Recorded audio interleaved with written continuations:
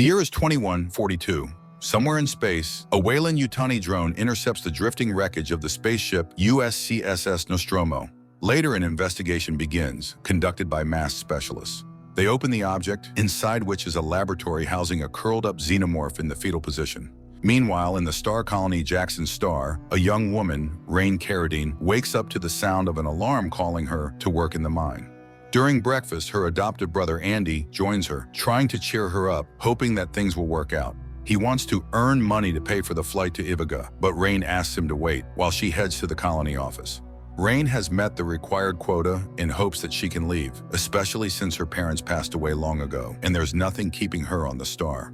However, against the law, the office worker denies her resignation and informs her that the quota has been increased. Just then, Rain sees a gang of juvenile thugs beating up her brother. She rushes to defend him. It becomes clear that Andy is a synthetic human. Rain resets him and he regains consciousness. At this time, her ex-boyfriend Tyler calls, asking Rain to come and discuss a profitable deal. Although the girl fears some kind of scheme, she heads to the outskirts of the town where the space tug Corbelan is parked. Nearby, Tyler's cousin Bjorn and his girlfriend Navarro are working on the tug. Rain and Andy board the ship, where they are warmly greeted by Tyler's sister Kay. Rain is told that yesterday they accidentally discovered an abandoned spaceship orbiting the planet. They have long completed their required quotas, but the planet's administration won't let them leave. So the young people decided to take their tug to the derelict ship, hoping to find cryochambers that would allow them to escape to Ivica, a planet with better living conditions. They invited Rain because she has Andy, and only a synthetic can interact with the ship's computer systems. Tyler reminds her that if she refuses, she will rot in the colony for the rest of her life. Rain agrees. The group flies on the mining transport to the abandoned spaceship. For some reason, Bjorn constantly mocks Andy, which Rain dislikes, but the synthetic remains friendly and pays no attention to him. The tug rises above the planet, and Rain sees the sun for the first time. Soon, the space object appears before them, and they realize that it's more of a decommissioned outpost stuck in orbit. However, it's also revealed that the station is rapidly falling toward the planet's rings, and in 36 hours, the ship will collide with them. Rain asks Andy to reconsider before he boards the ship, but the synthetic has only one directive, written by the girl's father, to do everything for her. The tug docks with the station, and Andy's signal easily opens the airlock.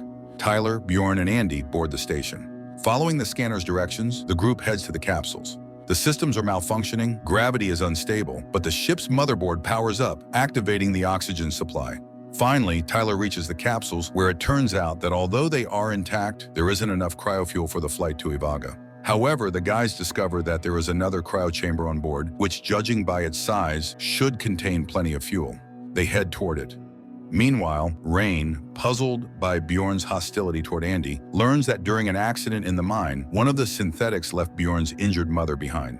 Since then, he has hated androids. Meanwhile, Navarro goes to check the capsules, and Kay confesses to Rain that she is pregnant. The station's system greets the humans, informing them that the object is divided into two sections, Romulus and Remus. Bjorn then reveals to Andy the truth. He is only needed at the initial stage, after which they will leave him behind to die. Rain overhears this confession and cries because she didn't have the courage to tell her brother the truth. The guys continue to explore the station, surprised that it doesn't look decommissioned, more like it was simply abandoned. Bjorn finds an electric whip and teases Andy again, but the synthetic saves him from falling into a large hole in the floor, where they see half the body of the ship's synthetic. Soon, the guys find a large, still-functioning cryochamber and extract fuel from it, accidentally activating automatic isolation. For some reason, the lockdown doesn't respond to Andy's commands, suggesting that the room is somehow dangerous inside. Rain and Navarro board the ship to save the men.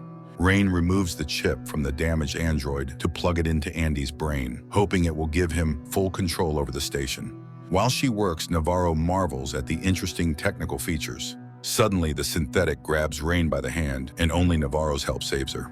They find the guys and give the chip to Tyler, who installs it into Andy. The synthetic freezes as he reboots. During this time, he glimpses strange creatures seated inside the ship. Bjorn, meanwhile, also discovers strange bio-objects in a nearby, half-flooded chamber. However, he doesn't have time to figure out what they are, as he is attacked by invisible creatures in the water. Tyler tries to help his friend, but is also attacked by a facehugger. Andy reboots and saves Bjorn. The guys run, but the facehuggers easily break through the doors, and one of the creatures attaches itself to Navarro's face. Suddenly, Andy begins explaining the scientific nature of the creature's actions, surprising the others. Rain realizes that it's the chip, but Andy suddenly refuses to obey her. The chip doesn't give him full access to the station, fixing bugs in his programming, but also canceling his mission to serve Rain. To save Navarro, Andy activates the damaged android, Rook, a scientist from the station. Rook informs the group that the station's personnel were all killed by these creatures and that Navarro cannot be saved. The parasite has implanted a seed in her, which will quickly merge with her DNA, allowing the xenomorph to grow. Rook shows them one such specimen preserved in the lab and explains that humans first encountered this species 20 years ago. Only one woman survived, managing to throw the monster into the airlock. When the company learned about this, they started searching for it. They found it, believing that space had killed the xenomorph. However, it turned out that the organism was merely asleep. Rain suggests freezing the parasite's tail with cryofuel. When this works and Navarro regains consciousness, Rook warns Andy that the facehugger likely only finished its mission and advises against allowing Navarro back on the tug. Despite this, Bjorn takes Navarro into the Corbalon, leaving Andy, Tyler, and Rain behind. They detach the tug, where Kay wakes up, confused about what's happening. But suddenly, Navarro starts feeling unwell. Kay tries to help, but a xenomorph bursts from Navarro's chest, killing her. The Corbalon crashes into the hangar of the Romulus, disturbing the station's orbit, setting it on an inevitable collision course with Jackson's planetary rings. Rain, Andy, and Tyler rush to the hangar to save their friends and attempt to escape on the tug. Meanwhile, Rook makes his way to the command center and contacts the ship's motherboard. As Tyler and Rain navigate through the station, they encounter more creatures swarming the ship's corridors. Andy discovers that the facehuggers can't see but can detect human body heat, meaning that to pass by them undetected, they must raise the air temperature to 36.6 degrees Celsius and remain very quiet. The pair follows through with this plan, slowly making their way toward the hangar, while Kay escapes the Corbalon. In one of the corridors, she runs into Bjorn. Together, they attempt to flee the Corbalon, but the passage is webbed with xenomorph cocoons, indicating the creatures are undergoing metamorphosis into their adult forms. Bjorn tries to destroy one of them with an electric whip, and at first it seems to work. Kay tries to drag him away, but Bjorn becomes fascinated by the creature's blood, which effortlessly burns through metal barriers. Suddenly, the xenomorph sprays him with acid, and Bjorn dies, his body disintegrating from the corrosive blood. Kay reaches the door but can't open it. Tyler and Rain try to help her when they are attacked by facehuggers. They flee, and Andy seals the doors behind them, completely cutting Kay off from escape. Despite Tyler's pleas, Andy refuses to open the hangar door where Kay is trapped. The group watches helplessly as the xenomorph attacks Kay and drags her into the depths of the station. After the initial shock, Rain realizes that Andy now has a new directive: to act in the best interest of the company. She understands that they need to remove the chip. The synthetic orders everyone to leave, explaining that he will help them escape and then return to Jackson. Following his new mission, Andy leads the pair to the laboratory where Rook explains that the station discovered a unique substance intended to help humanity evolve into perfect beings capable of colonizing the entire universe. The Prometheus 5 died for this purpose, and it's considered a divine gift to humanity. The substance contains a genome responsible for the xenomorph's ability to control its metabolism, which can be rewritten into human DNA through blood, allowing humanity to evolve instantly. Andy finds a capsule of black liquid, as his mission now is to deliver the sample to the colony. He arms the pair, hoping they won't need to use it, as the xenomorph's acidic blood can easily burn through the ship's hull. The group makes their way to the tug, discovering a massive incubator of creatures along the way. Suddenly, Tyler hears Kay's voice and rushes to help. Rain is forced to follow him. Soon they find Kay, still alive but cocooned by the xenomorph. They free her.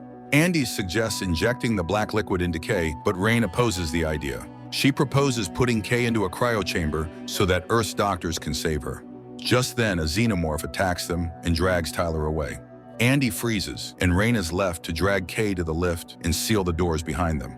Rain catches Andy's farewell glance and realizes she can't leave him behind. She sends Kay to the ship, explaining how to handle the sample capsule, and goes back for Andy, removing the extra chip from his brain and restoring him to his original behavior. But then the creatures begin to activate. Rain asks Rook to open the doors, but he refuses to risk the station. Andy's access codes are also blocked. Meanwhile, Kay reaches the Corbalon, where she hears Rook's call to transfer control to him so he can bring her to the colony. She injects herself with the black liquid, believing it will heal her wounds and protect her unborn child. Rain temporarily disables the artificial gravity on the ship to shoot down the attacking xenomorphs. She and Andy make it to the lift toward the Corbelan, dodging the flying splatters of acidic blood. But when gravity is restored, Rain loses her weapon and falls into the elevator shaft, where a xenomorph intercepts her. At the same time, the acidic blood begins burning through the ship's metal, and Andy can no longer hold the lift, which falls, smashing the xenomorph and leaving Rain clinging to the shaft's wall. However, a new monster soon appears, but it's killed by Andy, who arrives with a new weapon. They hear a warning about the inevitable collision and rush to the tug, which comes under the control of the mothership just before the station crashes into the rings, destroying it along with Rook. Rain stops the Corbelan and informs Andy that their plans have changed. They're heading to Ivaga. Suddenly, alarming signals come from Kay's capsule. Rain runs to it and finds that Kay is giving birth to an egg, from which a mutant xenomorph hatches. Rain ejects it into a cargo capsule, arms herself, and descends to finish off the creature, but it has already grown and broken free, using Kay's body as sustenance. Rain hears Kay's screams and rushes to help, only to find Andy wounded by the monster. She barely manages to witness the xenomorph kill Kay and escapes into the transition chamber, putting on a spacesuit. She lures the xenomorph into the cargo hold, and as the tug lands on the surface of the ring, she ejects it into space, holding onto a cable. However, the xenomorph grabs her, almost smashing her helmet's visor. Nevertheless, Rain manages to break free and climb back aboard the ship. Later, Rain places Andy in one of the stasis chambers, and before going into cryosleep herself, contemplates their prospects upon arriving at Ivaga. The film is a worthy representative of the franchise, though not groundbreaking. Perhaps the director understood that it's better to give fans what they want rather than venture into dubious experiments. The result is a careful adaptation with solid cinematography, practical and computer effects, and 2 hours of suspense.